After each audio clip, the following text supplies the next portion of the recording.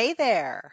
Welcome to Be Unmessable with the podcast. I'm Josselyne Herman-Saccio. And today, my tip of the week is actually a 5 daily steps list that you can do every day, like a practice, to give yourself the best shot at having an unmessable with day today, tomorrow, the next day, ongoingly. So let's start at the beginning. The first thing you do when you wake up is before you go to your phone and your social media and whatever else you do when you first wake up, is to pre create a game for the day. Now, what does that look like? First of all, the world of games is a very powerful distinction to play around with. You can find a lot about games if you go on my website or if you look at past episodes of podcasts, but anything can be looked at through the lens of a game.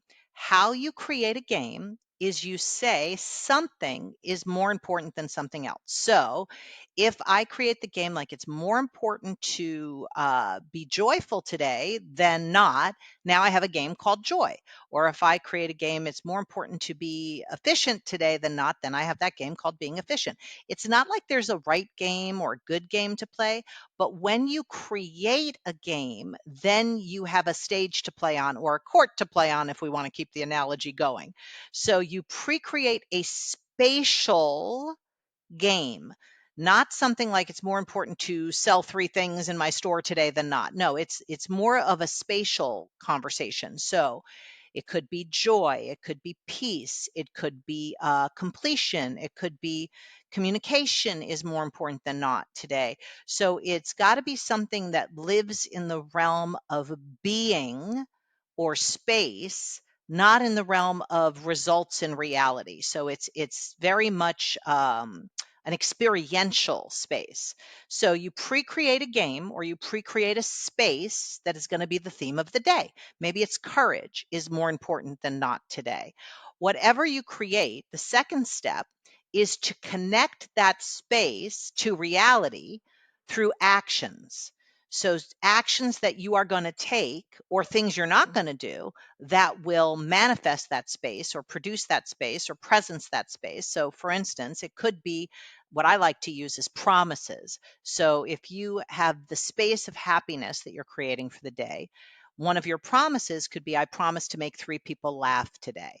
That would be now you have this game. It's inside of the world of happiness, and your execution or your pathway to producing that world of happiness is going to be to have 3 people laugh or smile or whatever it is that you create as the action or the promises that will manifest your vision into reality.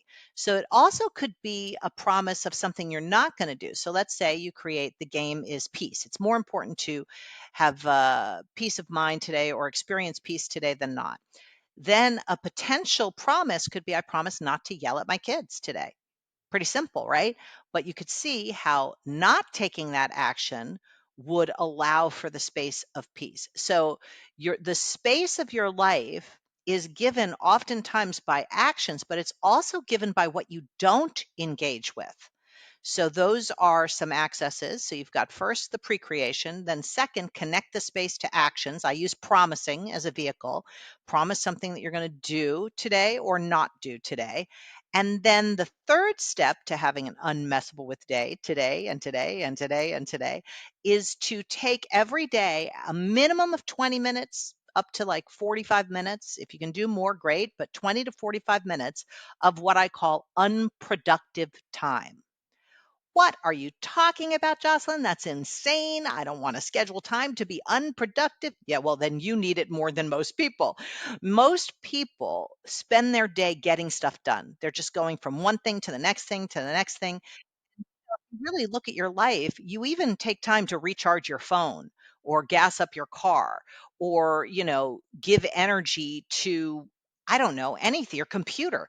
But oftentimes we neglect that for ourselves. And instead of having it be recharge time, because my type A personality clients would then have that be something that they needed to accomplish, I've now started calling it unproductive time. So it's time that you have scheduled in your day where you are not to produce results. You are literally going to do whatever you do, but it is not in order to anything. So you've got no agenda, you've got no result you need to produce at the end of that time. It, could look like anything. You might end up just taking a walk, but you don't have to take a walk. You might end up having a cup of tea. I would have coffee, but let's say you like tea. It could be that you just, zone out and watch TV. I don't know, but whatever it is, your job is to not be productive during that 20 to 45 minutes. So that's step 3.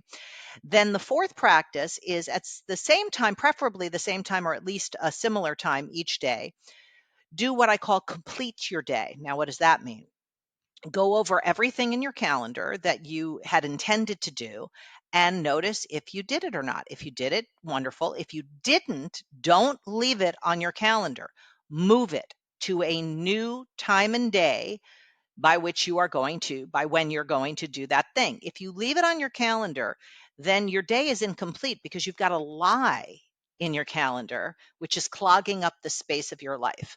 Most of the work that I do with people is all about creating space so that they can create anything. And if you have something in the space that isn't real, you will clog up your opportunity to really create what could be possible, actually fulfill on your vision. So go through the calendar or your to-do list or however you manage yourself and cross out everything that's been accomplished. You can just make a mental note of everything that's been accomplished and move anything that hasn't to a new time and day so that it exists in reality, not in your memory, not in your head, not on some piece of paper that you're going to lose, but literally in your calendar so that it has a powerful existence for you to deal with. Especially if you do this process every day, you will constantly be able to see anything that's incomplete. So you're completing the day. Then the fifth step is once you've completed your day from that day, you look at the next 3 days and you just look and see, is there anything I need to reschedule? Is there anybody I need to be in communication with about something that's coming up? Like maybe you're meeting somebody for dinner the next night, but you haven't decided on a location. Shoot them a quick email. Where are we meeting? Or I suggest we meet at this place at this time. So get out of your space anything that might be incomplete or foreseeably incomplete over the next 3 days. So to review, and I'll include a checklist in the show notes that you can download and practice with. The 5 daily practices that I recommend to set yourself up to have the most unmessable with day possible and stay in the world of creation versus reaction is to 1, wake up and pre-create a space for the day. You could call it a game, something that's more important than not. It's in the realm of experience like joy or peace or laughter or effectiveness or centeredness or clarity, whatever you create. So you recreate the space. 2, connect that space to actions that will bridge the world of space to the world of reality. I like to use promises. So make a promise that you will do something or not do something that will manifest that space, that pre-created game that you created. So I promise to make 3 people smile. I promise to appreciate 3 people at work.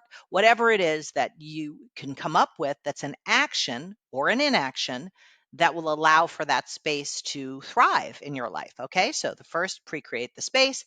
2, connect that space to an action or promise, as I like to use. Then 3, take 20 to 45 minutes every day to be unproductive, to produce no results, accomplish nothing, have no agenda, actually just be and just notice whatever shows up. But you don't even have to notice what shows up because you don't want to have any agenda. So pre-create the game, connect the space to actions or promises, take 20 to 45 minutes to be unproductive. And then towards the end of the day, maybe it's at like 7 o'clock or 8 o'clock, depending on how your day goes, take the time to complete your day. Go over your list or your calendar to see what you did and didn't accomplish. Anything you didn't accomplish, you want to move it to a new day and time so that it exists somewhere, not in the past as an incomplete item, but in the future as something that you've just given your word to doing by whatever date and time. And then the 5th step is to look at the next 3 days and see if there's anything that you could predict is actually incomplete, like there might be information missing, or you need to be in communication with somebody, or you have to reschedule something, and foresee the next 3 days so that you can keep creating that space ongoingly. So if you practice these 5 steps, you will literally be practicing getting to nothing and creating, getting to nothing and creating, getting to nothing and creating. And that is a delicious life. That is the world of being unmessable with. Thanks for joining me in this episode of the Tip of the Week. And if you got value, please rate and review the episode below. By all means, subscribe if you haven't yet, and share the episode with anybody that you think would get value out of what we discussed today. And I will see you on the next episode of Be Unmessable With, the podcast. Thanks for joining me in this episode of Be Unmessable with the podcast. And as you know, I always like to make sure that you got value out of being with me. So I am offering you an additional free gift, which is how to have an unmessable with day. I have put together a checklist of 5 daily practices that you can begin to exercise the muscle of being unmessable with if you do these 5 things every day. So click in the show notes and make sure you download this free checklist of the basics of being unmessable with 5 daily practices. We'll see you on the next episode. And please, if you can take a moment and just rate and review the episode, it makes a huge difference on all the podcast platforms. So if you could do that, I would deeply appreciate it. All right. See you on the next one.